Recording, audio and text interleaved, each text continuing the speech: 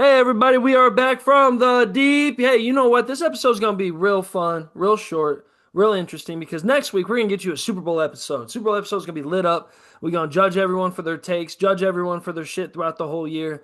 I even got some guests worked out, some other coaches in the area. Andrew Klein, man. We're gonna get some other guys, I think, in here. I'm gonna talk to them to try to see if we get a little bit of a spiced up episode. But for today, we have half a barn in here. We might get Eric sliding in. You never know what Coach Lowe's doing. I've heard he's been shoveling for 3 days straight, to be honest with you.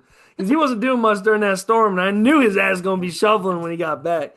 Oh, man. And then we might have a little hot break in from Eric Wheeler. But right now, we got Sir Michael Clark and we got TJ Stancliff in the house. We're going to start with some icebreakers, man. I thought this one would be fun. We've done a lot of coach talk, and we'll do more coach talk throughout this. We got Bill Belichick. We got the Browns with their hire. Yes, there was a pause there. I didn't know what I was going to say right after that without getting too nasty right away. Oh, it was awful. But we're going to talk a little bit about coaches with the icebreaker here. If you could pick any active coach to be your current coach for your favorite college or NFL team, which one would it be?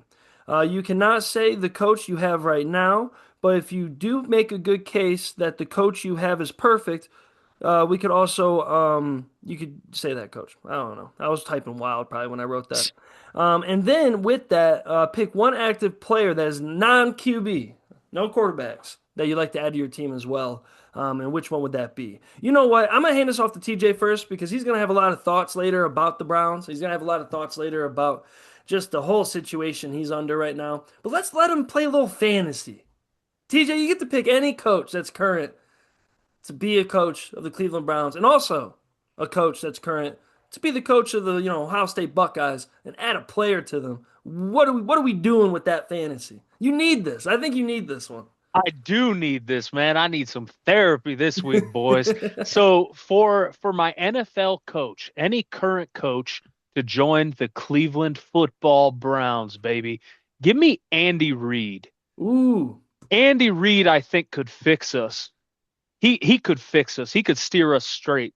The Storm and Mormon Andy Reid, man, looking for some dubs and some cheeseburgers, man. And then the Ohio State Buckeyes, this might upset the pod a little bit. Marcus Freeman, man. Give me Coach Freeman, man. I I like expect uh that. I like what he's got going on, man. He's a good dude, strong, well-spoken, young cat, good eye for talent, eye for the game. Give me Coach Freeman to improve the Buckeyes. And as far as players go, non-quarterback, let's go. That might be a bit of a hot take, non-quarterback. Let's go Pat Surtain to the Ooh. Browns, man. Putting shit in that seatbelt, as the kids say these days. Let's do Pat Surtain because I've been watching him as the playoffs have been going on. He's balling out. And then for the Ohio State Buckeyes, uh, any Power Five left tackle that's worth a fuck in pass pro. That would fix us too, man. Any top five fucking tackle. Let's take. I'll take anybody at this point. I love that. Actually, I was gonna predict that Ohio State one. That's funny. I was like, it's gonna be an O lineman. It is. I was actually hoping that you had one up your sleeve, but I know it's draft season. You're worried about the ones that left college, not the ones that are in it right now. We, Yes, we're sir. scouting a different breed over here. I love that. Marcus Freeman made a lot of sense. I get it. I do. And Andy Reid, man, there's good cheeseburgers in Cleveland. Andy, you look like a Cleveland guy. You look He like you could do it. does. You know what I Yeah. mean? Yeah, you look like a normal dude you meet at the tavern, in Cleveland. Oh man, you know what, Clark? What do you think, brother? I mean, interested to see your Notre Dame take a little bit because we share a team in this one. Coach, player, who you picking for your teams? Since we'll start with the Browns like TJ did. Even though I'm sad to have to pick them as my team.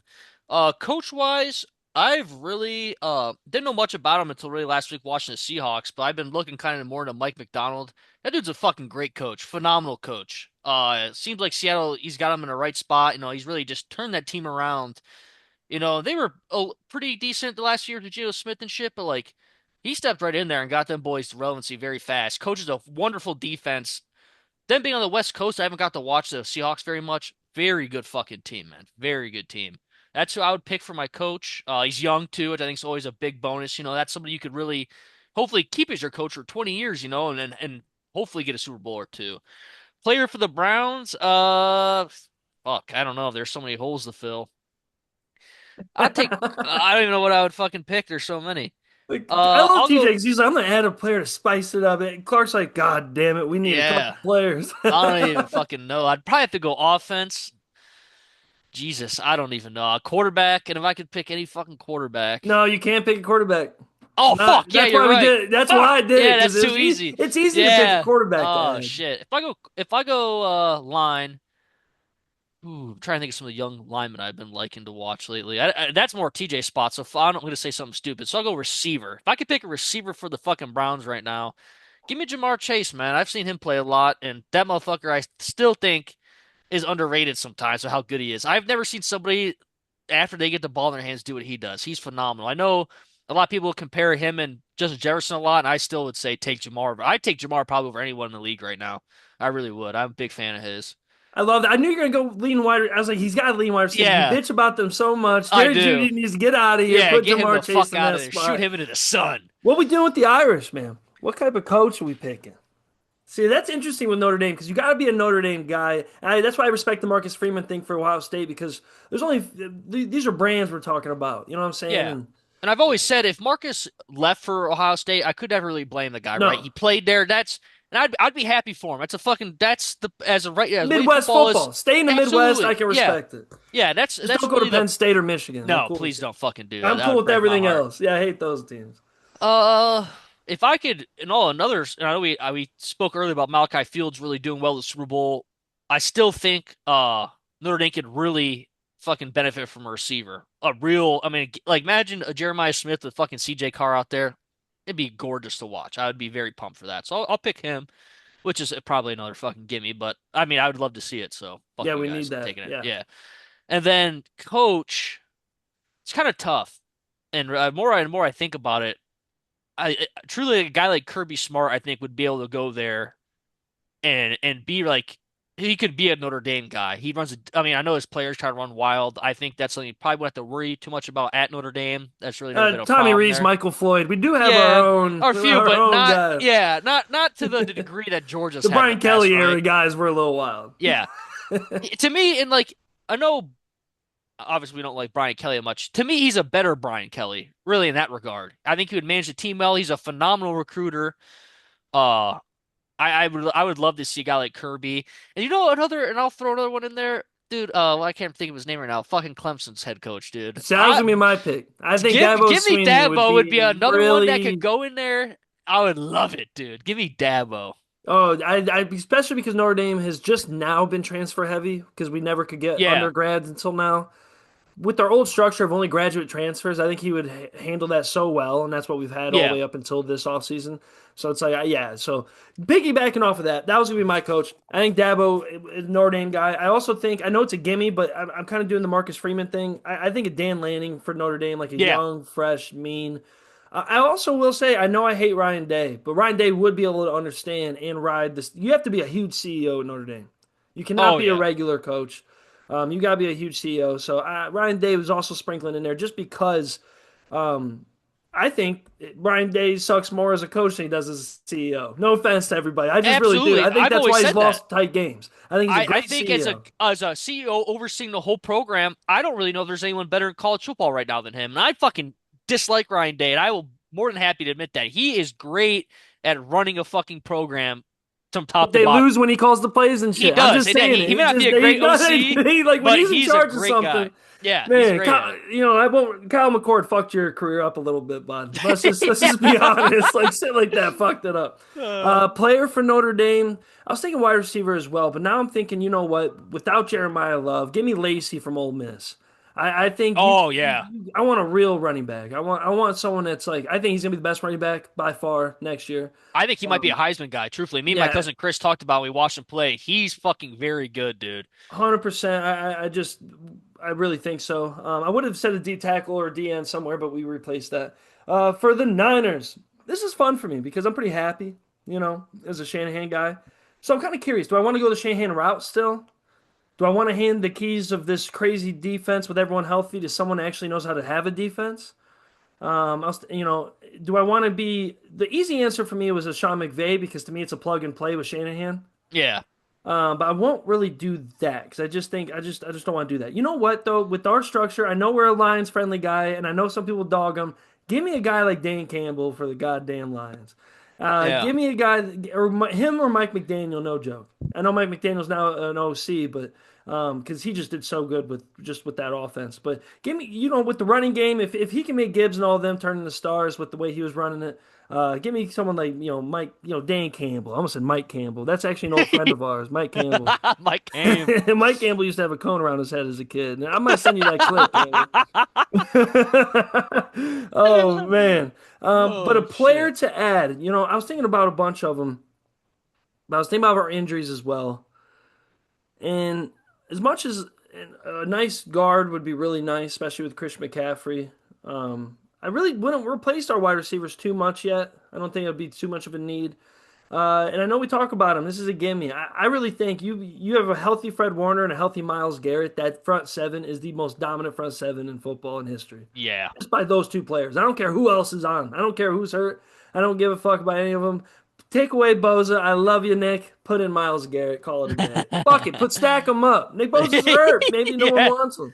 Oh man, I thought it was a fun question to lead into everything, boys. Let's fucking dive in just a tad, a little bit of a reaction from the games we saw. We'll dive more into the Super Bowl aspect of things and do some predictions when we have all the boys next week for the actual Super Bowl leading up. Um, but let's react a little bit to some of the games because these guys are going to be in the Super Bowl.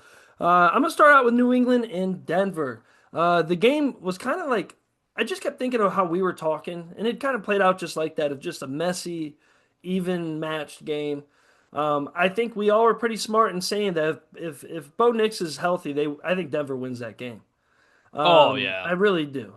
Just with the elements and everything, like running around, I really think they missed that. Also, I just think coaches make or break games as well. I don't like what they call like armchair quarter whatever they say like what armchair quarterback and whatever the fuck they Yeah. call. It's like Sean Payton. Everyone's like, oh, he went for the fourth down that lost. That started everything. I'm like, I don't know, man. Like when guys go for a fourth down, I don't think it's as like philosophical as people think. Like, I know No. that's part of their brand or this and that. Yeah. I wish Eric was on for that because that's something that he always says. It's like I just don't think so. I think that your players, you know that they're fucking literally the pros, and you have a good game plan. And imagine like being so good at writing plays, like you would have your own ego of like, dude, I know this play's gonna work. Oh yeah. You know what I'm saying? Like you're gonna tell yourself that. Like especially Sean Payton, he's probably like, bro, I wrote this at 3 in the morning on my son's Adderall, Yeah. and I know this play's gonna work. And then Stidham goes out there and just fucking flings it around for a second. He wasn't thinking of Stidham when he wrote the play. Oh Just my give him his God. credit. And I know a lot of people are getting on Drake May, but I don't buy it. Same thing. We'll get into Sam Darnold. People are saying win a big game, win a big game. I'm like, bro, this is the NFL, and you made it all the way to the, you know what I mean, to the Super Bowl. Like you won the Yeah. fucking big games. Oh, there he is. Oh, I like that hat. Sir, Eric Wheeler, Eric Wheelin and Dealin. Eric, we just got to New England and Denver, just real quick, just started it. Just talking about, hey, kind of what you always say, Eric, with the fourth down stuff. I don't blame Sean Payton for going for it. I just don't. I think you know your players, you're writing your plays, you're doing your thing. You just have a backup quarterback trying to develop a play that's Oh, probably bulletproof. no, Like, absolutely. I agree with you there. It's kind of like you and kind the, of knew that if Stidham played the game before, you probably wouldn't have been in that position anyway. but So it's just like, if it was well, Dan there, Campbell, you would have freaked out. fair, fair, very fair. Oh man, but Dan Campbell's also not Sean Payton writing a play. But that game was messy, bro. Mm. And I think the NFL's in a weird, healthy, messy place. I still believe that throwing a script out on purpose. Like none of this makes sense. Like this everything, this like whole Super Bowl, like the way the games played out were really messy. I only watched a little bit of the New England Denver game for like the first half or so, and then my ass was fucking. I was with the snowstorm. I was tipsy, bro. I was not able to focus on a damn thing, dude. I was trying to play my own fucking. When I was watching the game, I was sitting there like a kid. I was like, this makes me want to play Madden. You know Oh what I mean? I yeah. was like, I I don't get that want itch all to. the time, So dude. I was like, I have it on my phone, but I ain't watching like that. I'm over here paying attention to my Yeah. fucking play actions. Oh man. But the game was nuts in its own right. I think Bo Nix is healthy. They win the game. Go around the board a little bit. Clark, you have any other thoughts on that game? This is just about the game in general before we get up to any Super Bowl talk. Uh First of all, kind of like you said, kind of a fucking just a weird, boring game. I wasn't super locked in on it. I was more interested, like I even said last week in the pod. I truly thought the NFC was the two best teams left. So I didn't really. I kind of watched in and out of the AFC game. The fucking Patriots Super Bowl path has been so fucking weird this year. They have played the weakest schedule in a long time to get to the playoffs. They played a fucking terrible Texans offense that CJ Stroud was turning the ball over a bunch. Then they played a fucking Denver who lost their starting quarter franchise guy. It's just odd. I'm really interested to see how they truly just how they see they play against Seattle. That's going to be the biggest test for them. And the weird thing is, I know we didn't really talk about Super Bowl that much. I think it could be a throttling. They might get caught off guard, dude. Really, truthfully, I think that could be a serious problem for them. We've seen, look at college football. It happens all the time. We see these teams play these cupcake schedules, and then when they like, fucking really get into it, I mean, I know Vrabel will probably have the boys ready, but there's a chance it could be a fucking ass whooping. At least that's what I think. I think it could be go out that way. So we'll see. We'll see what happens. What do you think, TJ? Sorry, I was making sure that, whatever crazy ass thing was going on upstairs was getting turned down. Oh, you What are you you're thinking, good, TJ? brother. So a couple things. Like you said, crazy ass wild game of football, man. Just cold as shit, snow and raining sideways. We got a backup quarterback. I was the lone voice last week, the lone survivor to pick the Broncos in this game. I really kind of expected more out of Jarrett Stidham, man. I think he did what he could. I wouldn't put it. I don't think he sold the game. I think it's unfortunate he was in that spot to begin with, and like just how quick things can get fucked up for you in the NFL. You play all year. The Broncos are this team that pull games right out of the fire. Seems like every week they're coming away with a dub, and then right in a huge win against Buffalo, Bo Nix breaks his ankle, and now the whole year's fucked. It's just it's so unfortunate, and the tide can turn so quickly. And I just wanted to comment real quick on your 4th and 1 spiel with Sean Payton. I don't mind going for it. I mean, they were pretty much moving to the model now where 4th and 1 inside the 30, like don't kick a fucking short field goal, just go for that shit. I have a problem with the play call. Mm. Hmm. The backup's in. You're Yep. running the Yep. sprint out play action shit to the short side of the field. It's just Deja not vu. it's not my style, man. If I was Sean Payton, and I glazed Sean Payton crazy last week, he was in my Mount Rushmore of coaches.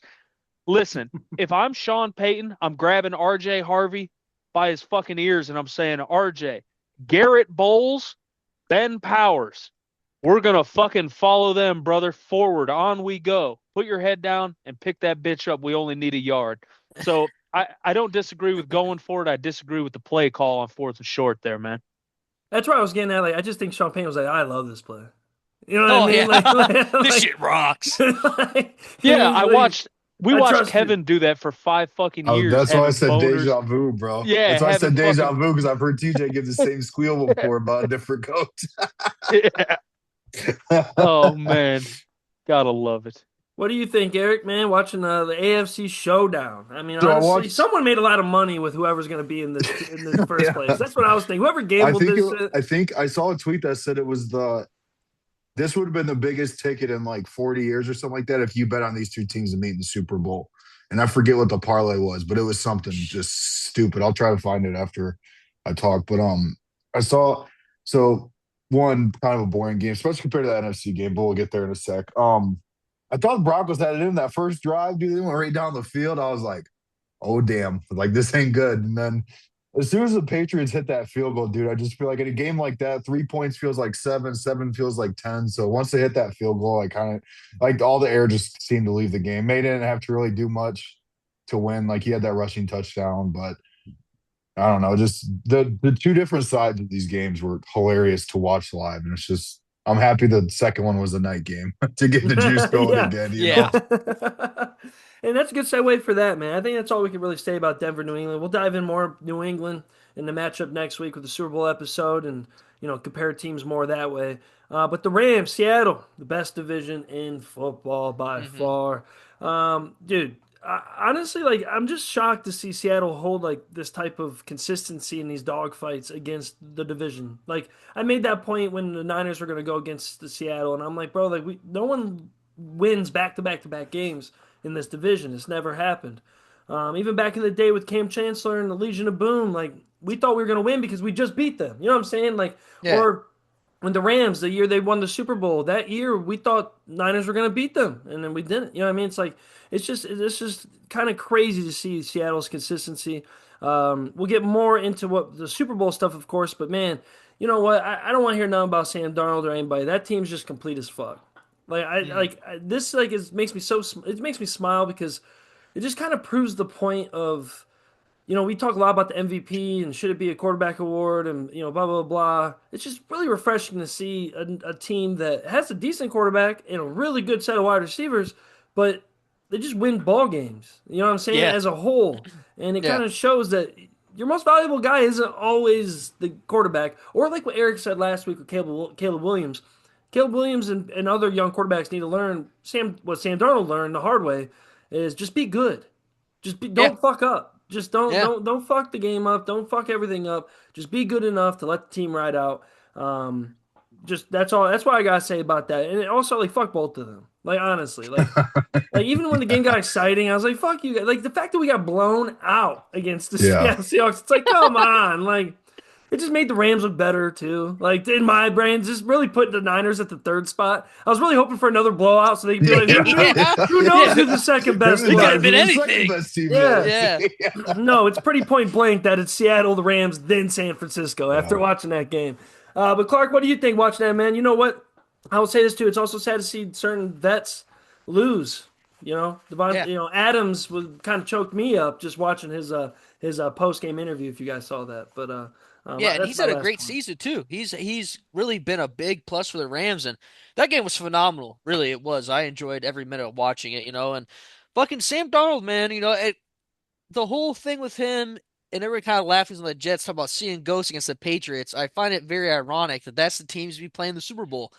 And That's the yeah, team he said seeing ghosts. I guess they did play twice here, so it's not that yeah, surprising. yeah, But I that didn't was know the that was the team. team that he said Yeah. I was seeing ghosts against. That's Yeah, actually so now hilarious. he's in of all quarterbacks that 2018 class, he's gonna be the first one to play in the Super Bowl. So like I always talk about like stories. I think it's fucking cool. I was happy for Sam Darnold. He made a lot of really great throws. Fucking JSN dude, that fucking dude is unreal. He just gets open. It doesn't matter what coverage he's playing against, man zone, he just gets fucking open. He's huge for them, and I imagine he's gonna play a big role in the Super Bowl. They're gonna scheme him up to get some touches. Kenneth Walker fucked me once again on a parlay by 6 yards. He's done it for the third time this season. He's just consistently fucking blows my parlays as the last leg. So Kenneth, I got some fucking beef with you, pal. Um, what else did I watch for that game? Fucking, and you know what? Shout out to Matt Stafford, man. He played phenomenal. He dragged that fucking team, and as much as I wanted to see him win, I was happy for the Seahawks, but fuck me, man. He played a great game. Now, at one point, he had like fucking 8 passes for like 180 yards. Like, it was fucking crazy. He was just Oh, slinging that bitch. yeah. That touchdown to Puka was beautiful. They almost didn't know if he was in or not. That was a gorgeous pass. It was a great game. Two really elite teams, with good young coaches. To me, that's what playoff football should be. Just best of the best getting after it. One of the most entertaining games I've watched this year for sure. In any division, any college, NFL, it was a great game. What do you think, TJ? Going off of that, that was a good sell by Clark. That was good job, Clark. Absolutely. You know what they say, man. You know what they say, man. Pressure bursts pipes and it makes diamonds, man. And Seattle was under some pressure late in the game, man, and they responded well. And I figured everybody's going to talk about the quarterbacks, Drake May, Sam Darnold. So I'm not going to talk about quarterbacks at all. I want to talk running backs. Let's talk Mike's boy Kenneth Walker. It seemed like whenever Seattle needed a little pickup that Kenneth Walker was able to make a move and pick up an extra few yards. So I was really impressed because without the blow off valve in Charbonnet to kind of break up his touches, I thought he's either gonna excel in that and be Yeah, a world class running back, or he's gonna fizzle out, being the workhorse all game. And he seemed to respond to it well. He had a couple big catches too, like yeah, 4 catches for 50 yards or something like Hmm. that. Uh, and then also, I wanted to ask you guys this, man. I like Kyron Williams a lot, but at what point do we consider Blake Corum as a running back one in the NFL for some team? It seems to me whenever I look at Corum run the ball, he looks like a starting NFL running back to me. And he kind of, in my eyes, jumps off the page a little bit more with a smaller target share than Kyron Williams does. So I was just wondering if you guys paid any attention to that this year. Oh yeah, I agree in a certain way, but I think it's also pick and choose. I think he's taking advantage of his carries. Yeah. I also think they don't know what they're going to do when he's out there, if they're going to pass or run. I will tell you this, as a Niners fan, Kyron Williams is a real captain in that division. He's a captain of the team. I think he's one of the runner-ups right now for the Walter Payton of the Year award. That dude's he's a man, and like when he runs, he's so mean, he's so gritty, and I just wish that it feels like him and Corum are kind of look like the same guys. I love that question because like they kind of built the same. I wish that they had a little bit more size. Like I didn't. I wish they weren't paired together. I do. Yeah. I wish Kyron Williams had someone else a little different than him, and Corum was somewhere else with someone a little different than him. Instead, they have literally like photocopies of each other, damn near little fucking bowling balls out there. Uh, Well, and just I to get what you're saying, but it's not even just me being a homer. It's me being a Niners fan, where Kyron Williams has single-handedly fucked up the Niners. I think every game they've played since. So like that dude's a dog. and Corum I, didn't I do just shit against us. I just wanted to add that like I don't think he's going to usurp Kyron Williams. I don't think he's going to take Kyron's job. But for another team, like at what point does his agent go like, "Listen, Oh Oh dog, yeah, yeah. we can be Yeah. fucking backup in LA or we can go make the big money." You know, you could go fucking A. Look at like somebody like Chase Brown for the Bengals. Like Blake Corum, I feel could do something like that, for any team in the league that needs a running back. So I was just curious what you I also guys think it thought, man. evened itself out. Like I could definitely see a situation kind of like the Lions, where Montgomery's already going to be leaving, because he's a little bit older, right? And he Yeah. wants to continue his shit, and they're going to get Gibbs the ball more. I could totally see Kyron Williams in the next 2 to 3 years get kind of ran out of town, still be productive somewhere, but Corum's just a younger bull. Yeah. You know how running backs Yeah. are. The younger bull always sooner or later starts on the team if he doesn't go anywhere. I agree. And Michigan and Notre Dame, gotta love the blue bloods out there. I feel like it's a little more rare than it used to be. I know a lot of people look at like the blue bloods like, oh, the SEC starters everywhere, Ohio State stars everywhere, Notre Dame stars everywhere. I'm like, yeah, but you just don't see it like that. Like, you see like a big Notre Dame name and a Michigan name back there. Just kind of like the old days. I always think that's Hmm. badass. I like that shit. Um, what else are you gonna say, TJ? That was your question. You have anything else about the game? No, no, that was it. I think Mike covered it, man. That was a Yeah, you riveting did. game, man. I love Riveting. I like watching that word.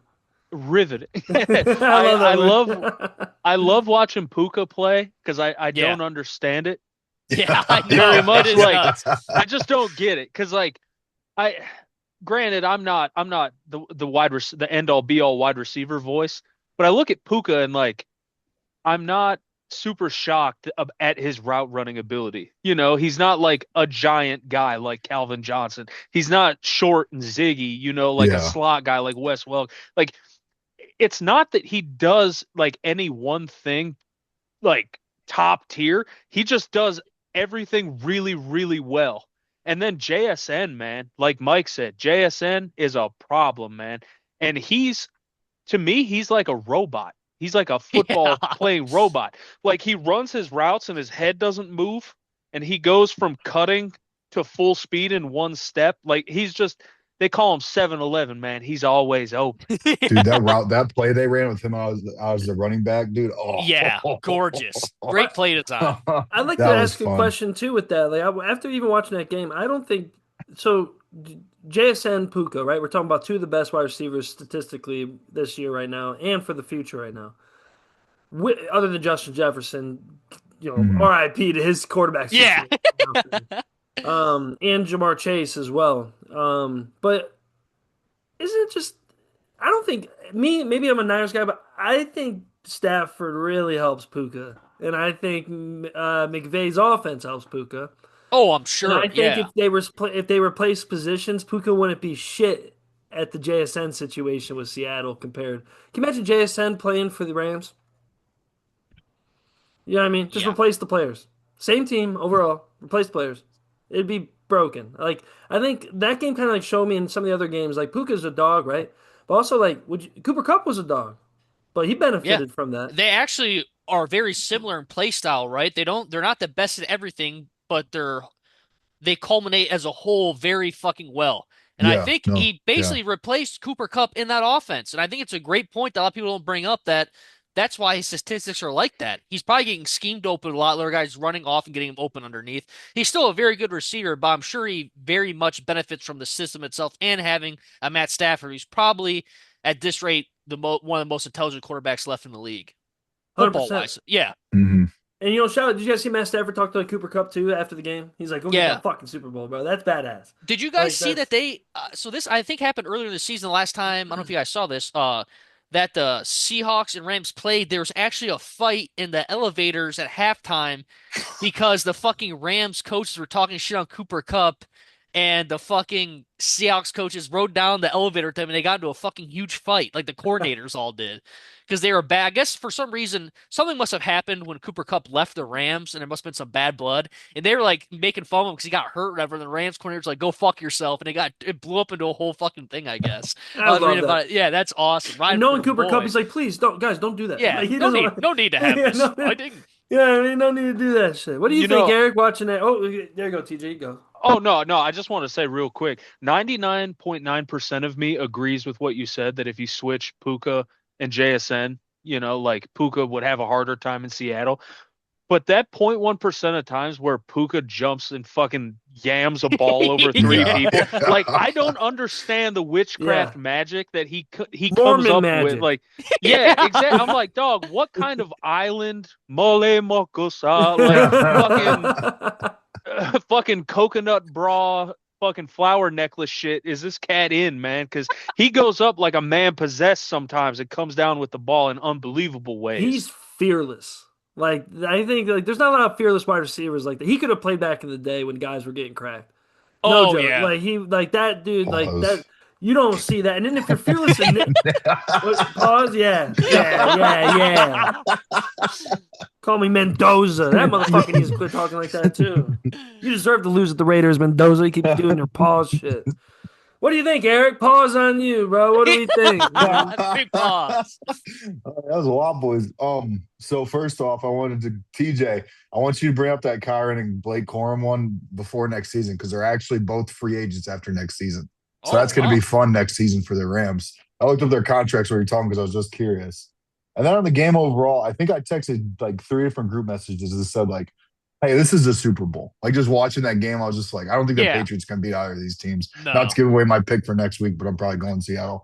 And that was actually the most yards two Bees have combined for since the 2018 Super Bowl when Brady and Foles went for 878.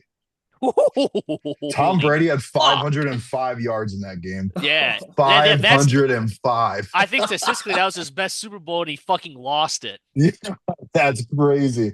But yeah, so I thought I just saw the yardage and I was like, I wonder the last time that happened. Yeah, but man, dude, I love the Puka and JSN talk because they're two guys that aren't like they don't stick out on like a sheet if you just put up their combines. You know what I mean? Like they don't Yeah. stick out, but they're two guys that just one, they catch the ball, and two, that dude he's got that like twitched up athleticism. Like not to downplay, but like TJ, you were saying like how quick he gets up to speed, even though I don't think his top speed's super crazy, how quick he can do it is such a factor in the routes he runs. Like that route he did out of the backfield.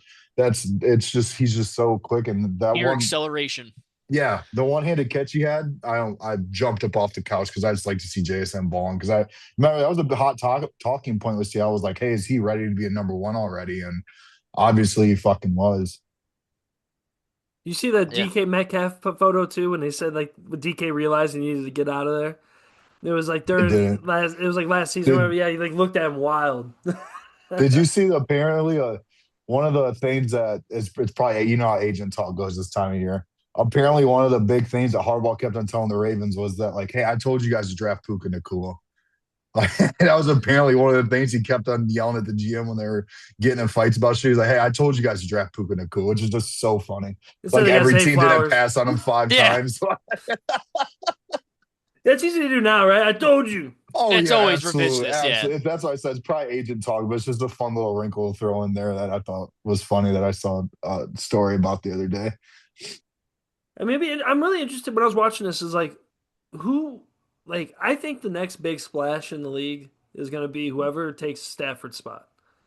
Oh yeah. I don't think it's just going to be a rookie or a young guy. I think they're going to figure out a way to get somebody. I think, and it's like who though? You think about, the coaching carousels. You think about what's going on with Lamar. You think about what's going on with the possibility with the Bills. Um, I don't think their hire is the worst thing in the world, but it's kind of I almost said the bad word. It's kind of stupid. It's You go for rhetorical. You weren't. yeah, yeah. It's like, bro, just you follow McDermott and replace him with the guy McDermott hired. That makes a lot of sense. That makes no sense to me. But anyways, you just don't know. I was just thinking about that. I'm like, I don't know. I'm gonna put it. I'm gonna put a little seed in. Maybe I get back to it later. If the Bills fall apart, watch out for Josh Allen moving out to L.A. with his beautiful wife. That's an Oh, actress. dude. You know what I'm saying? They line Yeah. up. Stafford might do another year. You don't know. And then maybe they go through some quarterback stuff. Who knows? But there's a lot of quarterbacks with a lot of bad coaches See, right now that would rather go to McVay and trade the whole world. The Rams are one of the best front offices that have reflipped teams to win Super Bowls. I think Oh they could yeah. do that again as well and get rid of the whole I pack. think I'm going to push back a little bit. I think they're going to go the young guy route. Maybe not this year, but between the next 2 years, I think they will. Only because it's going to help their cap out once they have to pay all those guys on defense. They got a lot of young guys on defense that But aren't I getting say I don't paid think they're yet. going to pay him. All those They contracts never are going paid to anybody drop. before that. The only person that ever True. paid consistently was Aaron Donald and Matt Stafford and Cooper Cup. Everyone else was Yeah. kind of, and then Puka came out of nowhere, right? Yeah. And then Devontae Adams kind of helped with that, and then everyone was worried if the defense can hold up because they put money on that. Like that's the only reason. Rams are like the one of the only teams that can go all in, and it doesn't really make people freak out. You know what I'm saying? Like they literally got a Super Bowl out of that. Hell, we never thought Matt Stafford would just pop up somewhere. Detroit loves him too much. They need him. Like, tell me if it's not any more comparable to see what Allen's doing with the Bills. I Yeah. don't know. I just not just Allen either. Just think of any of them. Fuck. Who knows? Maybe Chicago blows up. You don't know if that. Who knows? I know that we love the head coach. We love all that shit with Ben Johnson, but he blows up. I see Caleb Williams be like, "I'm going to L.A., bitch." Like, you know what I'm saying? I'm going to LA. You know what I'm I'm out. saying? Like, he's gonna get his nails and it's gonna be South Cal all over again. You know what I'm saying? Oh man, we got a crazy Super Bowl coming up though. Crazy. Mhm. We got Seattle, we got New England. We'll dive harder into that next week. I think we kind of know where everyone's pointing at. I think I'm gonna go a different route and shock you guys. I'm gonna pull TJ on this one next week. Um, I just am, bro. I just something about Seattle. I know I was giving Sam Darnold his flowers. That'll be the last time and the only time I do that. That boy sucks. Fuck him. Like, oh, look how good he is. I'm like, you know what? Jimmy Garoppolo went to the goddamn Super Bowl too, bro. You know what I'm saying? Like, and everyone's like, oh, it's because of the pieces around him. It's like same thing with Sam Darnold. Like, it's like, oh, Brock Purdy's not legit, but Sam Darnold is. What world are we fucking living in? This shit pisses me off. Anyways, love you, Sam Darnold. Um, but that's it for the NFL right now. Look how easy the NFL talk is. That's it. You know what I mean? Isn't that crazy? Yeah. Like That's when it gets good. we'll get to the coaching stuff here in a second, but when it You comes to guys want to actual get pissed games, off real quick? Puka Nakua has yet to make $6 million on this contract. He'll, Oh, he'll, he'll probably get paid this offseason. But I looked up his contract out of curiosity. Him being a fifth round pick, yeah, he is. He and hasn't even made there's $6 million yet over his 4 years in the league. and I've said it before. There's something interesting about that boy. I could totally see him looking at the Rams and be like, "Thank you for everything, but you ain't gonna pay me. Someone else will." You know what I mean? Like oh I could yeah, totally see 100%. him putting his feet up on the owner's table and being like, "You got a Fuck match or I'm you. out of here." Like he won't give a fuck, bro. He's got that Utah money. It's just different. Oh, all right. Let's get to the meat and potatoes real quick. We don't have any college talk really yet. With no reason to do that. I thought about sprinkling in maybe a preseason top 25 talk maybe next week, just for the fun of it, if we wanted to. For the Super Bowl, just to add a little bit because we're gonna be out in the ether completely. We won't have any extra games to talk about, just the Super Bowl. But this is part of the show. This is the real part of the show. Coaches have been hired. Coaches have been hired. Since we've all seen each other, there's been a lot of things that have happened. Of course, we talked a little bit about Robert Saleh. I also think, did anybody in this pod, I don't know if it was this pod, but I heard a lot of people talking about if Robert Saleh can get a good OC. He got Dayball. I think that's Yeah. crazy. Great I hire. think so good for Cam Ward. Oh I mean, yeah. that's probably They're the best gonna he could be have done for Cam Ward. exactly. They're gonna be one of the most disgusting for like if they had the possibility for in the next couple of years to be a very disgusting team, like a very good team. Yeah. Just based on that, just because if like we talked about before, if defensive guys can get the right OC and hand the keys over of that part, like I'm just gonna sit into the meetings and give you a little bit of notes. Like that's what you need to do. Be a CEO, run your defense. They're gonna be crazy. That was kind of fun. And then also Buffalo Bills, Joe Brady. Um, I kind of like it, but I don't understand it. I like Joe Brady. I thought he was Yeah. gonna get hired by somebody in the next couple of years, anyways. Um, I I just I don't know. I find it hard to believe that you'd keep somebody that was brought up in a program that was created and established by somebody else who got fired for not being good enough, even though they never made the playoffs without him. Like, you know what I'm saying? Like, that's like, I just, that alone just doesn't make any fucking sense to me. But also, I saw that interview with Brady today on Pat McAfee. I don't know if you guys did. He's a Mm-mm. stud. I didn't know he was a stud like that. Like he was cussing up a storm. He got the fucking fade with the lineup. Like he's kind of crazy, bro. Like and he was joking. He was having a good time with Allen. Apparently, Allen was in that meeting and really liked, loved the situation. And it's good for Allen. He'll be happy for a second. But that's why I'm saying if this don't work out with him, Allen's gonna want to leave. Like, you know what I'm saying? If you keep his OC to stay with him, if that don't work out, he's gonna want to leave. Let's just let's go to the elephant in the room, the Browns. Um, I don't even know this motherfucker's first name at this point. What's his first name Todd. now? Todd, bro. Todd, You know what? I Todd, want TJ to Todd. say. TJ, who do the Browns hire? TJ, can you announce it? The Cleveland Browns have hired Todd Monken as head coach. Man, all the hypotheticals. Let me just do my little shit before I get to you guys, because you'll have a lot more info. You'll care a lot more. You'll say a lot more. But I'm just gonna say this. TJ, Eric, you two. I feel so bad for you two because a lot of Browns fans are a little split up right now. There's Brown fans that are passionate and just want the best, and now they're sad. There's Brown fans that are bitter as fuck. Clark, Big J, people like that. They're done. Like they don't believe in anything. And then you got the guys like Eric and TJ that are texting the most analytical shit you've ever seen. Like big splash here. If we do this, it smells this. Inject this into my veins. I want this. I want this. You guys it was so beautiful. And it was like almost like poetic justice to see you guys put more thought into the hiring than the Browns did at all. And to see all the names go by, all the people start to say, oh, I don't know if I want to go, interviews, this and that. They hired good old Monkey, whatever the fuck his name is. I don't call You him gotta Monkey. be careful there. You gotta be careful. No, not with him, bro. Motherfucker look like Joe, he look like Biden. I'll call him Monkey You all I look like fucking Clint want. Eastwood, dog. That You look motherfucker just like ugly. that fucking GIF you sent yesterday, bro. But I want to say that, and Todd also Monkey. it's hilarious that fucking the Browns were giving tests and quizzes to people. They're still doing the analytics. Dude, I ain't gonna lie. I just keep thinking about when we were talking about TJ said blow up the building. Just not literally, guys. That's something Clark would say.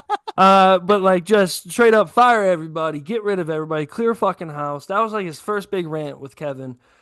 Holy shit, did you guys not really accomplish that? You fell into your hard ways. It's so easy to see the writing on the wall of why the Watson thing happened, why should Durr happen, why other things have happened. And you did the same thing. You think you're smarter than everybody, and you're not. And I love it. It's got a lot of spunk to it. And you know what? I've heard this a lot too, and I love it. The Jets fans owe the Browns a lot because the Jets are not. I'm not joking. They're not the worst organization. The Browns are the worst organization in the power 3, power 4 of sports by far. I don't even know everything about hockey. I doubt. I know there's a lot. I know a lot about hockey, and I'm a Rangers fan. They suck ass right now. But like it's just there's no one worse than the Browns. That was awful. That was hilarious. And then now Schwartz just already said goodbye to everybody. I know you guys feel about that. You'll have your own thoughts about that. I just think the building's on fire. It's fucking electric. That's my point. I'm going to avoid Clark because Clark's going to only spit on your wound after what I just said. He's going to add so much salt. It's just going to hurt. I can calm us down for a sec if you want me to go first. No, you know what? No. I believe in you, Eric, a little bit. I want the complete I want the meltdown himself, the man, the myth, the legend, the brown bag wearing, fucking line stealing TJ Stancliff wants to get a goddamn Lombardi put up. He wants them to win every Sunday. He doesn't care if they're on a 12-game losing streak. If they win, he's like, "Go Browns!" He's so excited. I want to hear that guy talk. Hey, what we doing with old Monk Man? Boys, what a fucking time to be alive, huh? Go fucking Browns, baby. Come on. So I'm going to preface everything I'm about to say with something I heard a Browns journalist say, or a Browns media person say. So my favorite Browns media personality is my boy Quincy Carrier. And Quincy Carrier said today, he said, this is the most irrelevant opinion I'm ever going to have about the new coach. Meaning, no matter what I say now, I'm going to revisit my opinion 5,000 times. And this is as unhinged as an opinion could possibly be on this situation, right? So let's start here. I am fucking thoroughly sick to my stomach and shocked to my fucking core the level of unprofessionalism that we've managed to maintain for such a long amount of time. In 10 years, name me a franchise that has demonstrated less professional behavior than the Cleveland Browns. I totally understand if you want to go with somebody that is, in the fans' eyes, an unpopular choice. Todd Monken is, I guess, widely an unpopular choice amongst the fan base. I get it. If you think you're right and the fans don't know, I get it. Do what you want to do. But the unprofessionalism, the way the shit went with Schwartz, you either knew going into hiring Monken that Schwartz was going to be out if he didn't get the job, or you didn't talk to him about it. Either way, what ended up happening is fucked up. So, like, the way I understand it, Udinsky, Shieldhouse, these two guys were fine to take the job, but they wanted their own coordinators. So if you're going to go a different route because, hey, we want to keep Schwartz, and then we hire Monken, and Schwartz gets so fucking pissed off that he grabs his shit out of his office and tells everybody, sayonara, I'm never fucking coming back. Now we're fucking out of luck. We're out of luck. We got a head coach that's 60 years old. We got half of fucking the Baltimore Ravens staff in the building from last fucking season, and no DC. No fucking DC. Jim Schwartz. Any team in the league would take fucking Jim Schwartz. Any team in the league would take him. And I'm trying really hard to be fucking like positive about it, and I just can't be. I just absolutely can't be because we had an opportunity. And I understand what I'm asking for. I know it's a gamble. Udinsky was a gamble. Shieldhouse, a gamble. These guys don't have a lot of experience. They're not NFL vets like Todd Monken is.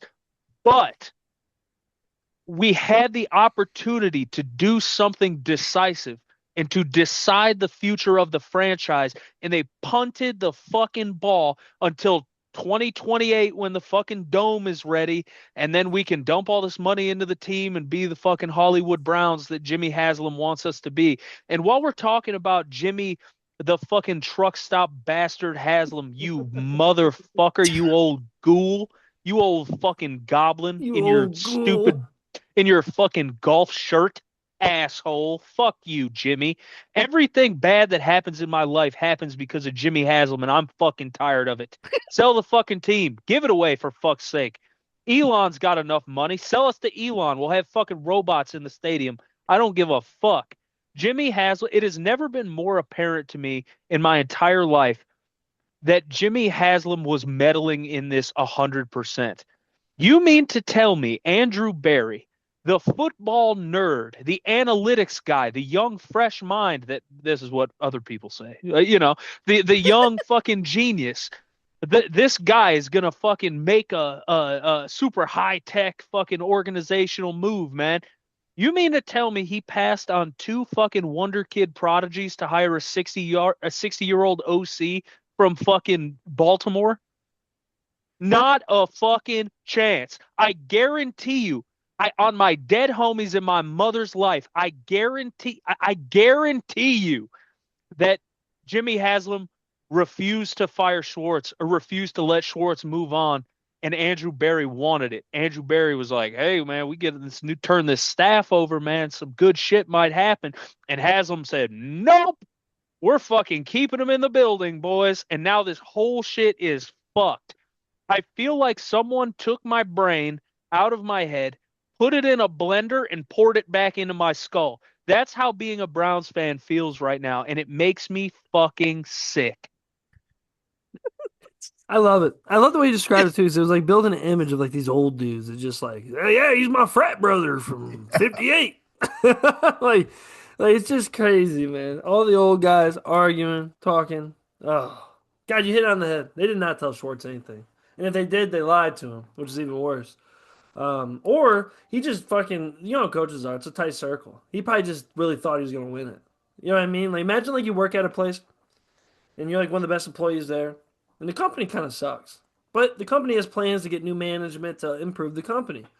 And they're like, oh, yeah, so you're not going to get, everyone else is gone, but you're not going to get a pay upgrade. You're going to see exactly where you're at. Oh, yeah, we're going to hire another guy that you already kind of know that's the same age as you, and you know he kind of sucks. And you know what I mean? Like, it's just like, in and after, oh, isn't it amazing, the levels? Like, I think about this too before we move on to the next, to Eric here. I think it's amazing to watch what Pittsburgh went through and complained about to get Tomlin and complained about with McCarthy. I loved what Baltimore did to, they ended up getting rid of a coach because they wanted something different based on what they were going through. And then that same coach gets hired right away to somewhere else. The levels of the needs and wants are so amazing. And I love how the Browns act like they don't need a bunch of shit. It's Yeah. like we just want things. It's like, bro, Gimme. we just watched other teams fire their coaches that were there for 20 years for not winning enough. We watched McDermott, who was there for a while, not win enough. We watched Kevin get held on for a while for not winning enough, and we understood that, so we watched him go. You replace him with a guy that was part of the Baltimore staff that they wanted to get rid of. So this other organization that is a rival in a way in your same division wanted these guys gone, and you went, oh shit, we can hire them? It's like, yeah, but those guys just got fired for sucking. And they literally threw away 20 years of tradition possibly, and we might have to do a whole rebrand one day, and we're the Ravens. But hey, we're the Browns. We like to rebrand too. Well, they just hired them. I just think that's amazing. I think it's so crazy that the Browns had an opportunity to steal the division. And instead, they just wanted to sit exactly where they're at and tell everyone. It's kind of like Colin Coward. We're good, LeBron. We don't need you. We're good. Like, that's the Browns. The LeBron's Browns. fucking crazy. The Steelers straight fucking hired fucking McCarthy. The Ravens fucking took a gamble on a cat. The Bengals stayed with a shit coach. The Browns had a chance to make a huge splash, like TJ said, and jump ahead of the pack, just even hypothetically right away, which is better than what the Browns usually are. Hypothetically being first is nice. Nope, you guys suck. See, on like what you just said, like we had an opportunity to jump ahead of the pack. We had an opportunity to take the chance to potentially get ahead of the pack. Mhm. That's what I'm talking about. A decisive move that goes, hey, this might not work out, or it's really going to fucking work out.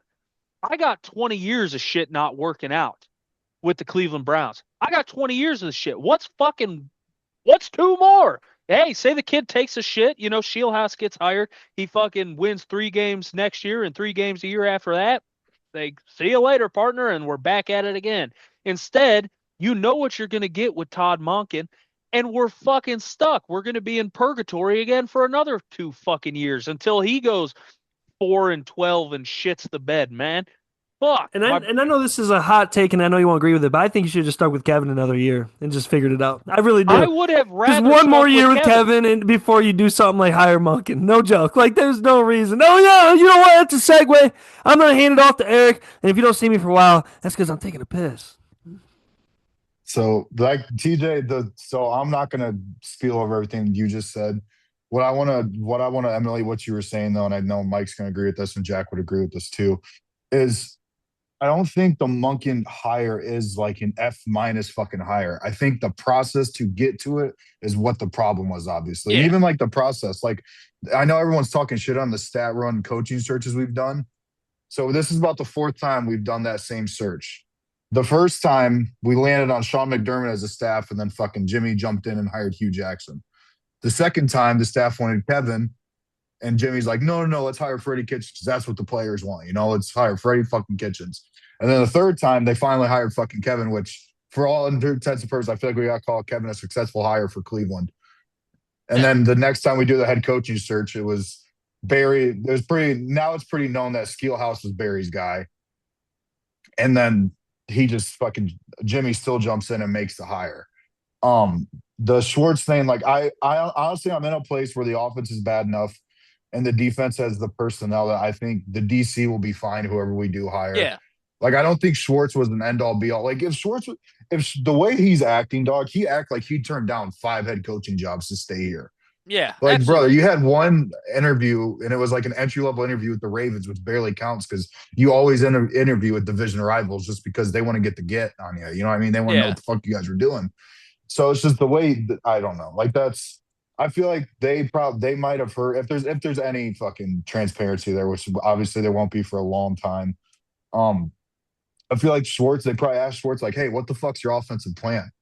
And he's just like, well, Tommy Reese got hired, so I don't really fucking know, guys. And we're like, okay, well, that's not really gonna work, like. So I don't know. Like the monkey things, I did want Steelhouse, and it sounded like Steelhouse, like Udinski said no. Like he pulled his name out of the hat because of the Schwartz thing. Steelhouse up until yesterday morning did not know. Like they called him before they called Monken. He was the second call. Schwartz was the first one to find out he's not getting the job. And then they called Steelhouse and told him, like, hey, we're going another route. So he didn't pull his name from the hat, at least. I know it's just like I said, dude, it's the process of getting there. Like you hired a 30-year-old, a 35-year-old, and then 2 60-year-olds.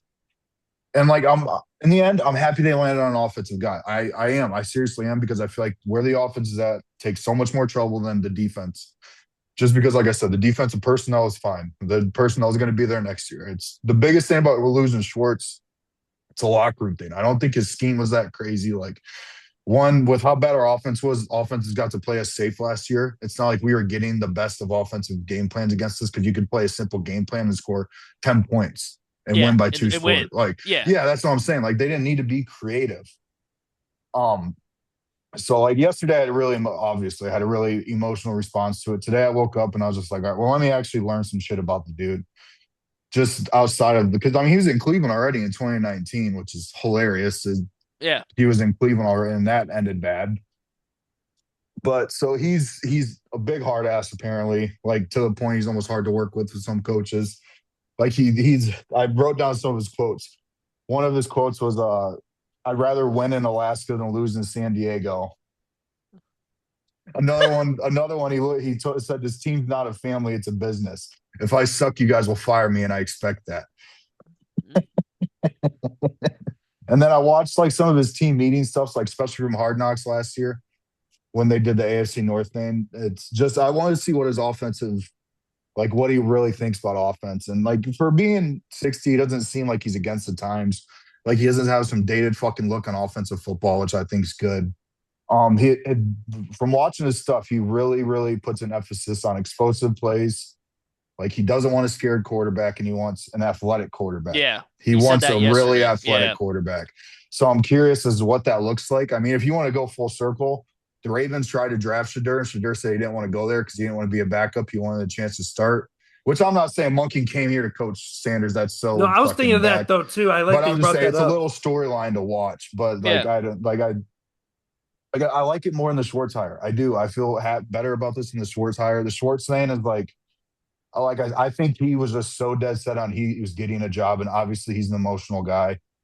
But I think his hire was the one I was most scared of, and the Monken one was just the one I least expected. I think, if that makes sense. Like I thought it was Steelhouse or Schwartz for a week, pretty much, and then all of a sudden Monken's odds just jumped out of nowhere. Yeah, so it's almost like AB and fucking Haslam went in the room together and said, "Hey, let's both like be okay with the hire."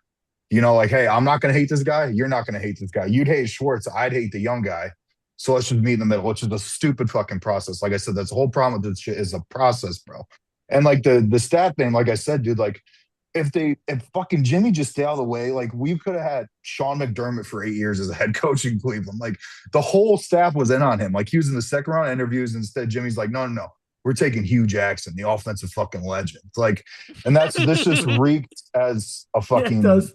it reeks as like a 1 year and gone thing, which maybe it is. Who fucking knows? Because it goes as bad as it could. Like on the bright side, I do think the offense will look better. It's going to look different, obviously, with more Yeah. talent. There's going to be more talent on that team.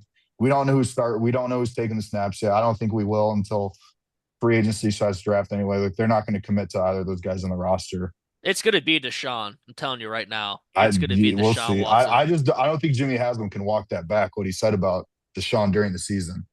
Like if you walk that back, like and I'm telling you, I don't even Monken. I don't think he took the job. Like, oh yeah, our answer's fucking well. He hasn't got time to dick around, dude. He's 60. Yeah. Oh You yeah. think he'd be an easy coach to fire if he wants to bet on the wrong quarterback for a year? Yeah. You know what I mean? Like you could totally justify, especially if there's not 10 teams that open next year. If Don't there's three forget- teams that open, Don't ahead, forget that Jimmy Haslam doesn't exist on the spectrum of right and wrong and responsible and proper. Like he doesn't give a dude, fuck. how can you be He'll so- say that shit, and next year he'll be Deshaun's. He's the best fucking quarterback that's ever lived, man. and he might I be in squinted. fucking I thought he training was. Yeah. That's the sad thing. If they Yeah. have that same three quarterbacks, he might be the best quarterback in training camp. That's not what I'm fucking saying. kidding. Yeah. And that's hopefully we're in a different place. Hopefully they sign. We'll get into that talk about who ideally free agency trade candidates, shit like that. That's not the time for this. My overall reaction to it yesterday was like, why? And then like I slept on it. I listened to some guys I trust talk about it. And Monken is like, to explain this so far is fans hate him, but all the ex-players and coaches I see give him a lot of love makes me feel a little bit better. Like I saw a bunch of Ravens players tweeting out about it. Like, but like I said, he's a big hard ass, so that's good. He's his attitude totally different from Kevin's. Total opposite, which maybe they want. You know what I mean? Yeah. Like, Which honestly, I think the Browns needed the last two. They need somebody to go, hey, shut the fuck up and go in and play fucking football and quit bitching. I'll love him if he goes there and screams in Myles Garrett's face when he's having a little fucking pissed off in the sun. He tweeted that fucking picture of the Popeyes worker. Go work at Popeyes, Miles, you motherfucker. You fucking cry ass. Oh no. Go wipe your fucking tears with money. That fucking shit pissed me off, dude. And that's the process we did, dude. Jimmy didn't want to hire two young guys because he didn't want them to be first-time head coaches. And then you hire a 6-year-old that's a first-time head coach. And it's just like I said, I don't think his offensive shit's dated. It's not like they came out here and I don't know. It's just a very higher now. It's just like, okay, cool. Like, yeah, we'll watch. Like, we'll see if it works out. Cool. Like, I can't tell you if I think he's going to be a good head coach. I have no fucking clue. You know, like I could tell you, I thought Schwartz surely wasn't going to be a good head coach. I could tell you I had more hope at Steelhouse just because it's just like, hey, young guy from the fucking McVay coaching tree. Who doesn't want that? You know what I mean? Or even the Udinsky guy, because I got obsessed with Udinsky the more I learned about him throughout the process. But like, yeah, the Schwartz thing I feel like is being really overplayed. It's just, I look at his splits from home and away games, bro. Like I said, people don't get creative against us. They didn't have to last year because they could just win the game with 14 or 17 points. And him acting the way he has, like, dude, did you have 8 fucking head coaching opportunities that you just turned down magically this last 2 weeks? Or I would love to hear what his pitch for the offense was. I want to hear who Schwartz's OC was. I really want to hear who his fucking OC was. Like who he thought he was going to bring to Cleveland. That would have been funny. Just to see what his game plan was. Yeah. There's out of here. Oh, I'm bringing in Dion. Just on that, Eric, I have yet to see a single person upset about the Schwartz departure from like a scheme standpoint. Yeah. I haven't seen anybody say our defense without Jim Schwartz is going to be completely lost. Every single critique I've seen has to do with, like you said, the process, the professionalism, the way they handle the situation. That's what everybody's got a problem with. Exactly. It's got and look, we might have the best plug-and-play defensive personnel in the league. It's like, hey, we have 4 very effective pass rushers. We have a great middle linebacker in Carson Schlesinger. Denzel Ward, great football shut. We got man corners out the ass. So If if they you sign want to, Devin Bush back, dude, your linebacker yeah, room set for another year. Like it's just the personnel is not a worry on defense. That's why I feel like you could get a middle of the pack DC to come here and he'll probably have the year of his career, dog, just because you have the best player in the NFL, like on the defensive side on your fucking team. Like that dude's gonna erase a lot of mistakes for you. Don't worry. Oh, and by the way, anyone listening to fucking Tony Grossi or that Cleveland radio show, you're a fucking idiot. Did you see what he said today? They're He all said, being no. they stupid. said who do you think led to the Browns' defensive success more the last couple of years, Miles Garrett or Jim Schwartz? And all three guys on the show said fucking Jim Schwartz, and I'm like, this Cleveland media dude just Oh, even the they're team they might terrible. be worse than the team is. Like I'm dead. I Yeah. fucking there is no one I like. Now, Everybody I like does not work for the Browns. you Like know any what? I just want to interject real quick and say that argument, the like, oh, Jim, like obviously it's the players responsible for the defensive success. It's not necessarily Jim Schwartz. That's the same fucking argument I gave about Kevin Stefanski's golden years in Cleveland. Baker Mayfield, Nick Chubb, Jarvis Landry, it's Odell fair. Beckham, top five offensive line. That's the exact argument I gave, and everybody told me I was stupid. I just want to put that out there, man. You're an Yeah, idiot. but I don't think any of those guys were winning defensive player of the year though either. Or offensive player of the year. No, no, but all Like very effective and talented players.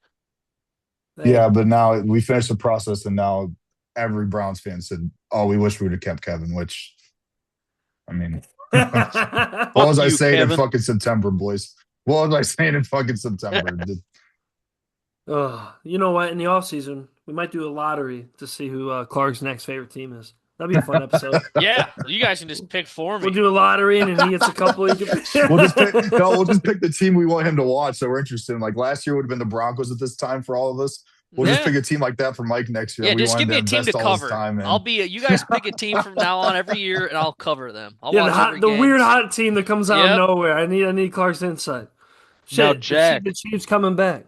Yeah. We got Jack, TJ. yeah, I can't let you skip Mike, man. You got to ask Mike about the Oh, Browns. I need to dude. Oh hear, I yeah, need to that's what I was hear about to Mike's do. insight, bro.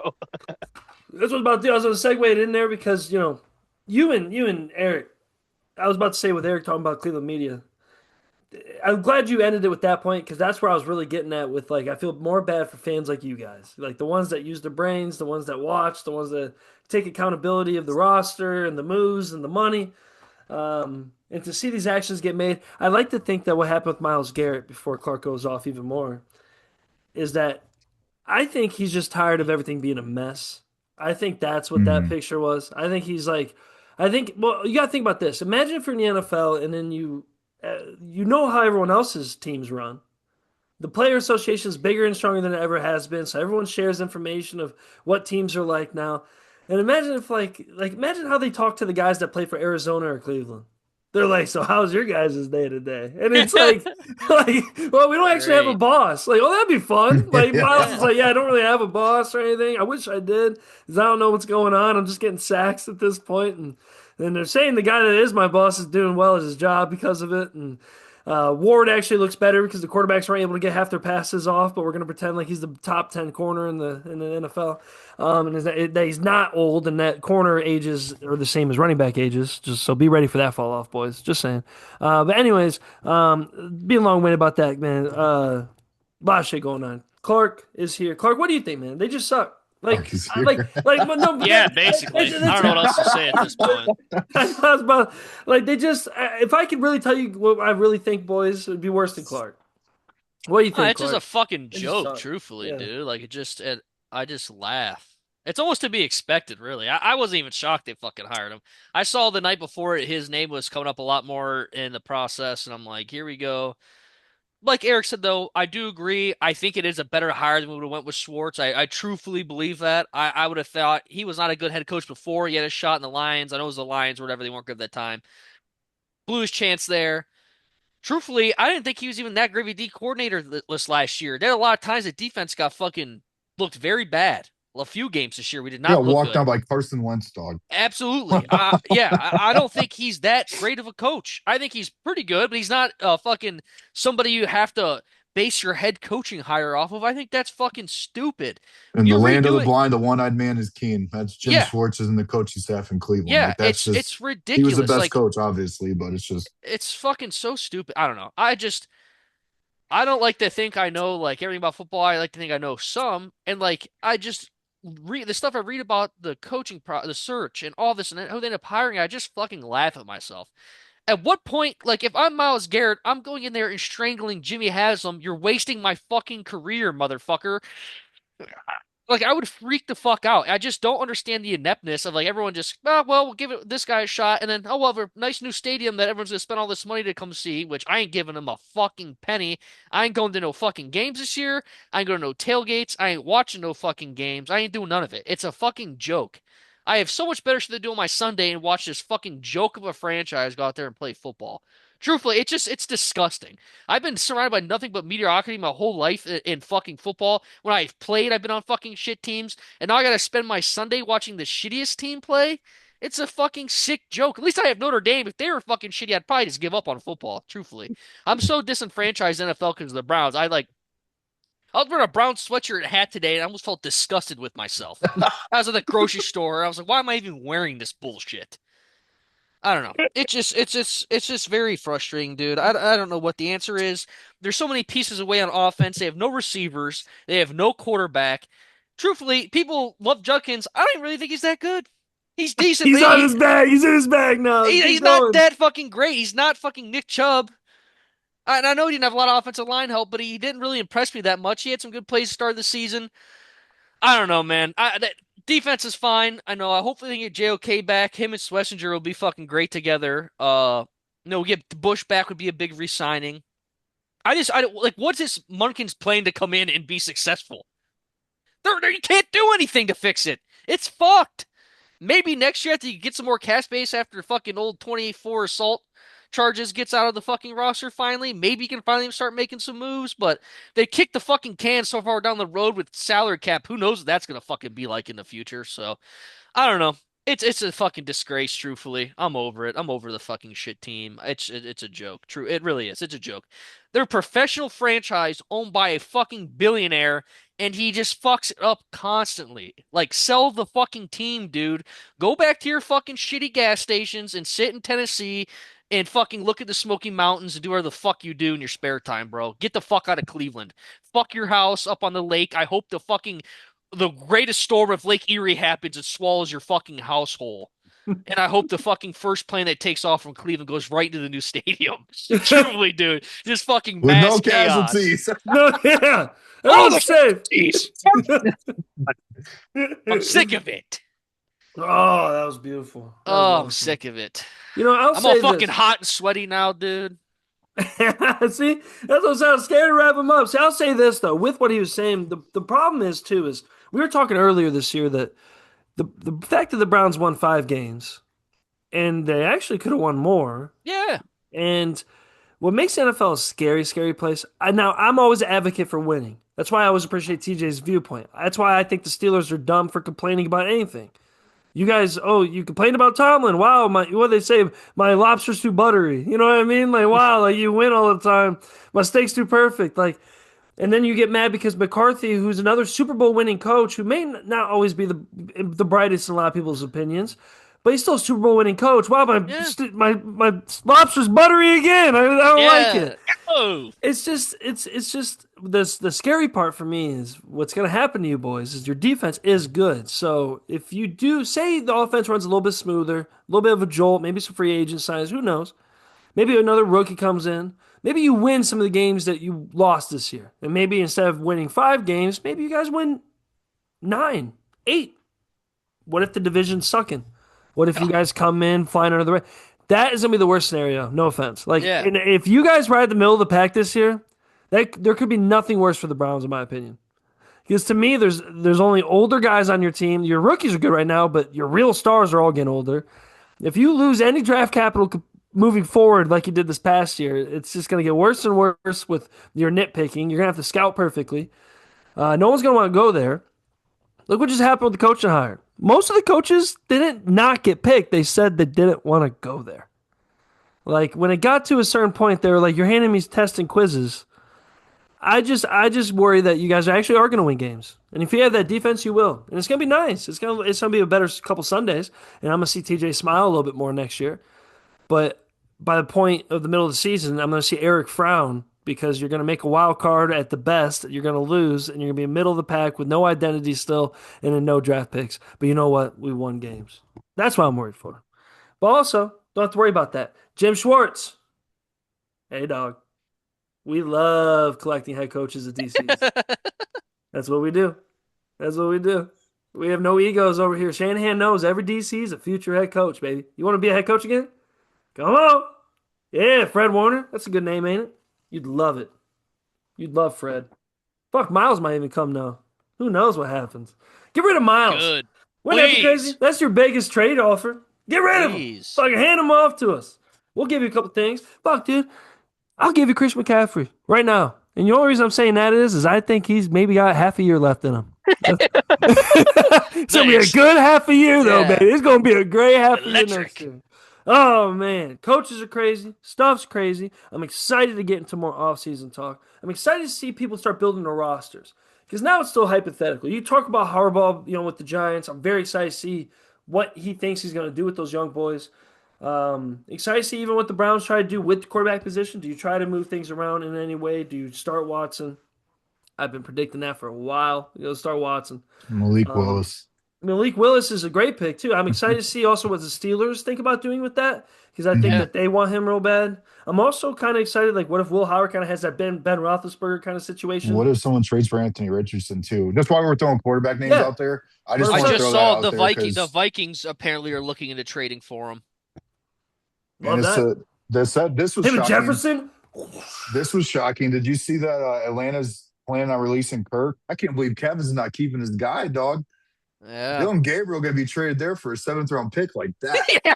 Here we go. Here's a Kirk Cousins. Kirk Cousins. Shanahan loves you. We need a good backup. Come on. That's what I'm saying. We're going to collect it. We're going to be like Thanos. We're going to get all the spare parts. And we're going to create the Iron Giant. And we're going to fuck everybody up. That's what we're going to do. Did the Lions even hire an OC?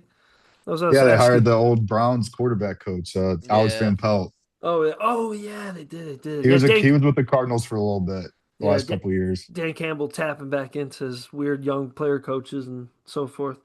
Excited to see Jesse Minter with the Ravens. I'm a little worried about the Ravens, but I'm not. I love Ozzie Newsome and all them, so I know you boys probably don't, but I think they have a smart front office. I'm excited to see what happens. I think the Dolphins are getting their hopes up for no reason. I understand. I think the Dolphins are also lucky the Browns exist. I think the Dolphins, Jets, Browns, those are some of your worst, and then the Raiders. It's probably your worst Cardinals. There's your bottom five.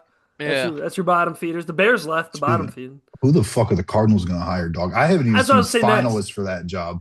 Like it must be one of the playoff guys that they're really going after. Like they're seeing if they can get Kubiak maybe because that they're really pushing for. Just because, like, dude, I haven't seen anything tweeted about their finalists for the job, and now you're a month into firing your head coach. That's crazy. Yeah, that's what I was thinking too. It has to be that. Like I know, what the DC for the Rams and Seattle's was getting looked at. Yeah. I know that Kubiak, OC for the Niners getting looked at. But hey, you know Rivera. what? Ron Rivera, yeah. Hey, Yeah, I love good that call. shit. They snuck that one in there, didn't they? They snuck that interview in there, just like, hey, we I didn't see love this. Say what you want about Ron Rivera, but bro, that motherfucker's he's like a dollar store version of Mike Tomlin. You know what I'm saying? Like he gives you your quotes, he makes you go 500, and someone's gonna be a stud on that team. That's a definite with Ron Rivera. Bro, how old is Ron Rivera? Was I 65 got or you. some Yeah, shit? he almost died, didn't he? Look, some Yeah, crazy- cancer. Then he beat Yeah. cancer. He's 64. Man, what a badass, bro. Let's go. Ron Rivera. 65-year-old cancer survivor. I wouldn't fight Ron Rivera with a 10-pound hammer, man. That motherfucker's tough as nails, baby. Ron Dude. Rivera. I love XFL it. player, dude, dog. I'd like it. Arizona's actually weird and old school. It'd keep Arizona like Arizona. I'm saying as a Niners fan, we don't have room. There's no room in that division for anybody to be good. I'm fine on that. Fine on that. All right, boys. Do we have anything else cooking in our brains? Because next week, Super Bowl episode. Yep. Might get some guys on. Might try to make it fun. Try to make it exciting. Hell yeah. We have everyone's wins and loss records that will be revealed. I actually start adding them up. I'm purposely keeping them away from you guys. You guys can also listen back and count them Oh, yourself. mine's got to be fucking Um, terrible, dog. I know Mine's I'm also like last. I've gone back and done a lot of takes, so that'll be in the next pod. Just the takes that age like wine. Some of them did, and the takes that fucking just molded, bro. Just straight up, just Just like curdled. like shit cheap bread. It's like you got mold on it before the date even says it's expired. You know what I'm saying? Like there's a couple takes like that. You ain't gonna lie. Usually it's because of my passion, is what I say. It's my passion. There you go. It's my hater appreciator mindset. But that will be the next episode. Little Super Bowl talk, little fun talk. Then we'll get into some off season stuff. You know, we'll have a good time with draft shit, scout shit, fun shit. I want to have some off-season episodes with some fun interviews, just talking ball. I'd also like to have some shorter podcasts that are, I don't know, 45 to an hour of just us talking about ball. More Mount Yeah. Rushmore talk, more history talk, more just the love for the game. You know, get a feel for all the boys out there and all the people listening of like what we're trying to say.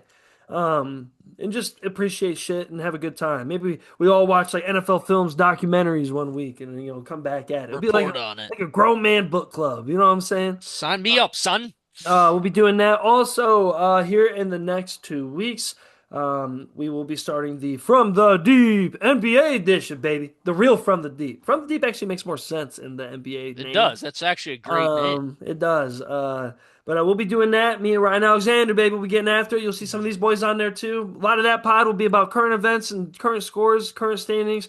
But a lot of it will be more about just the love of the game, history of the game, people we love, underrated players, the whole 9 yards. Also, thinking about MMA podcasts. I text this to the boys. We have a lot of friends that do a lot of crazy shit and they fight with their hands. You know what I'm saying? And isn't it funny that the guys that usually are the trained guys are all the nerds? You know what I'm saying? Like that's the funny part. So we'll have a little MMA podcast. We'll be doing that, and getting wild. Also, me and myself and I this weekend I will be hosting for Nate Meeker. That'll be dope. I'm also just got thrown into feature on a 9 o'clock show on Saturday. Sold out, baby. All of them. Let's go. I'll be up there for a minute. I got a lot of stage time this weekend, ladies and gentlemen. It's gonna be a blast. I got a lot more shows to come, so stay tuned. And get ready for that. Do you guys got anything else before our Super Bowl spectacular next week? Nope. That's it. Let's go. Anything, Eric? You feel good? Oh, shout out to that John Carroll dude that's balling Yeah. the Senior Bowl. Fuck yeah, dude. Dude, he's been all over. Dude, he's the two of the guys he was cooking are projected as like top 50 picks. So that's just Yeah. that's what that event's for, dude. The Senior Bowl shit. Yeah, that shit was cool as fuck to see. I guess I didn't know this. I looked into him a little bit. He played basketball at LSU, actually. Didn't play football in high school. Transferred to John Carroll and started playing football there. And now he's fucking blowing up the Senior Bowl. That's fucking sick. Love that. That's That's sick, D3 dude. football. It That's is. D3 That's football. dope. I hope he gets drafted. I mean, if he plays good there, I gotta imagine someone's gonna take a shot on him. He stood out. Yeah. And he was like one of the fastest times. So thank you for bringing up the Senior Bowl. I didn't think about that as much. I saw that Michigan player crack that big tackle from Miami. Yeah. Pause. There's no pause. in that. Dude, He fucking cracked him. Have you seen the drills? I didn't know they did this. This is so fucking stupid. They do the running back blocking drill and just let a linebacker run full that fucking shit's speed at the fucking running so back. stupid. And every running back just gets fucking destroyed. And it's like, dude, why are we doing I this just drill saw at the that Senior same Welcome Bowl? to clip the you're big talking about. leagues. Yeah. Like, You take wow, it, son? 250 versus 205. Yeah. Just getting killed. I saw like 4 videos yesterday of like, oh, not a great set by his running back. I'm like, yeah, no shit. Did you guys have anything stand out for Ohio State fans? Like I know, like Notre Dame accounts were popping off for Strowman and Malachi Fields balled out. Igbinosun had a decent first day. I don't know how he did second day. Igbinosun.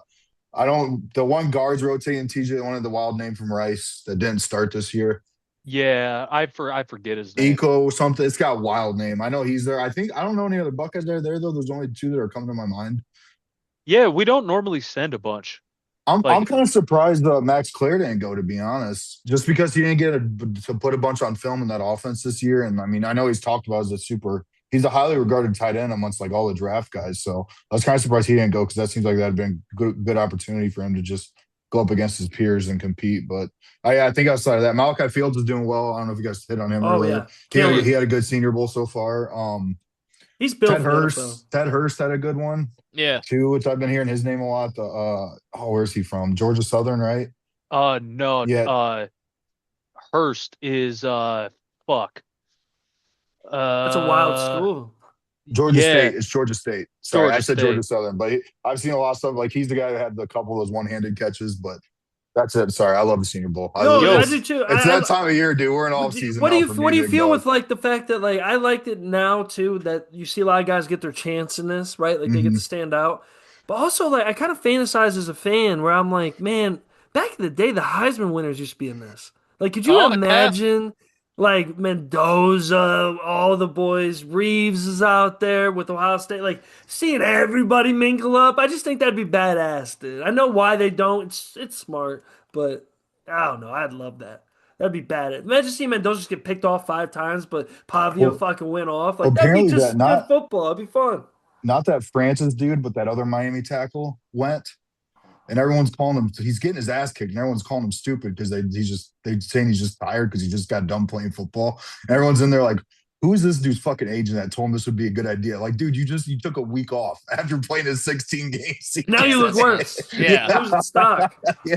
How about my boy Jennings Dunker from Iowa having a good Oh Senior yeah, I Bowl? saw that. Oh, dude, Guard I saw that rep he had. Oh my Bring god. him to me. Bring Jennings Dunker to I the think he's Cleveland got Browns. I think he's a redhead with a mullet too. Isn't Yep, he? He's I'll got a take it. wild look. Iowa also had You know- that white boy wide receiver that was killing it too. Yeah, I or saw that 20-something. one. Yeah, he's fast too. Yeah. Iowa always standing out. Best O line in Big Ten half the time. These Little days. somebody to take potentially with that Jacksonville pick at the end of the first round for the Browns, man. Jennings Yeah. Dunker, where you at, TJ, player? maybe you might have to start doing our own pod once a week from Yeah. the deep draft. You'd be like Hammer Yeah. Don. Talk about You'll all be the your own version of prospects. Hammer Don. It'll be you guys. We'll do our own Browns Mac every week and be like a 20-minute episode. Yeah, I'll just show up to see what you boys are thinking if I'm bored. Yeah. Tell me what you've been saying. Because you know, as soon as February starts, I've already started, but I'm starting Oh, with me the too. top guys. Yep. By the end of February, I'm watching fucking 7th round projected tackles from Old Dominion play fucking snaps, dude. I'm such a fucking sicko, bro. I can't wait, man. Oh, we're gonna have a lot of fun with that. I'm gonna make sure you guys get your time to shine. Also, do your own thing if you want to too. Like, just go ahead. But we're gonna make sure we get into. You guys are gonna help all of us have fun with it. Me and Clark get to be passionate, say that people are being stupid without actually knowing who the fuck we're talking about. Yeah, and then it's fun. It's better that way. You Yeah. guys are the miserable fucks. You guys are the ones that take. You know what? It's like a drug, man. You and Eric you guys are taking too much. Oh, Taking absolutely. too much. And then you guys are fiending when you ain't on No. it. And then now you're counting snap counts. Now, you know what I mean? Like now shit's getting out of hand. Once you know you're counting snap counts for some fucking dude that's playing second string fucking safety at Iowa, you're Love done. this shit. It's done. Fuck that, bro. Nah, I love You know, it. my Definitely does. therapist told me something once. My therapist told me, you know, Tej, it's almost like you think too much to be happy. And I said, holy fuck. I said, I think you're right. I think you're right. There you go, Clark. Maybe that's your game plan. Just start being like a dumb Browns fan. Just take yourself away from it. Just be like, go Browns and go Browns. Just don't say nothing else. Don't learn any of the players. You know what, Browns? Here's another thing. Take the names off the jerseys. If the Browns did that, it would just add more to just loving the Browns. You don't have to care about what's going on. Hell, don't even show the coaches. Kevin Stefanski's best win was in the basement of his own home. Yeah, there you go. Fucking A. They're in the playoff, COVID Yeah. shit. Like let's Did you see the joke he made in his fucking press conference the other day? Mm-mm. He's like, I'll take the blame when I mess up. I did not bring this cold weather with me. I don't want to take the blame for that. And I was just like, oh fuck, here he goes. Did it? Let's go, Kevin. Kevin's gonna be coach of the year next year, and you guys are gonna have to live with it. I can't wait. I was hoping to beat Baker twice. Falcons are going to go 12-5 and win the fucking division. I guarantee it. And I bet guarantee you Kevin Stefanski doesn't go at all away. Like if he gets his third coach of the year, he will be a coach for some random team for the next 15 fucking years. Like he's gonna be the Raiders coach Every next. 6 years, it's just a new team. Yeah, no joke. That's the way some guys do it. He's gonna be the next guy that we're not gonna give. It's gonna be like Nick Mangini. Wasn't that his name too? Like let's just Eric fucking- Mangini. Eric Mangini. Yeah. Yeah, man. Shit. Shit's crazy. All right, if that's all you guys got, I'm ready to go from the deep.